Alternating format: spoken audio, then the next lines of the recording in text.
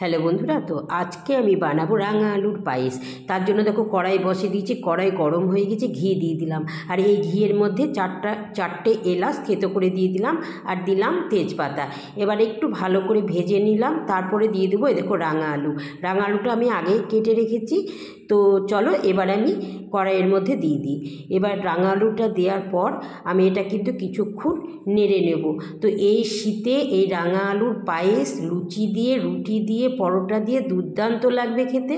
তো দেখো আমার রাঙা আলুটা নাড়া হয়ে গেছে। এবার আমি দিয়ে দিলাম 1 প্যাকেট দুধ, 500 গ্রাম। তো এবার এটাকে আমি একটু রাঙা আলুটাকে সেদ্ধ করে নেব। তারপর আমি এর মধ্যে দিয়ে দেবো এই দেখো খেজুর গুড়। আমি একটু ঢাকা দিয়ে দিয়েছিলাম সেদ্ধর জন্য, আর তারপরে আমি দিয়ে দিলাম এই দেখো খেজুর গুড়।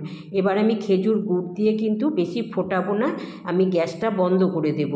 এবার গ্যাসটা বন্ধ করে দেওয়ার পর আমি এই পায়েসের মধ্যে দিব 2টো বরফি, আর দেব 1 প্যাকেট আমুল দুধ। এবার এইটাকে আমি ভালো করে মিক্সড করে নেব।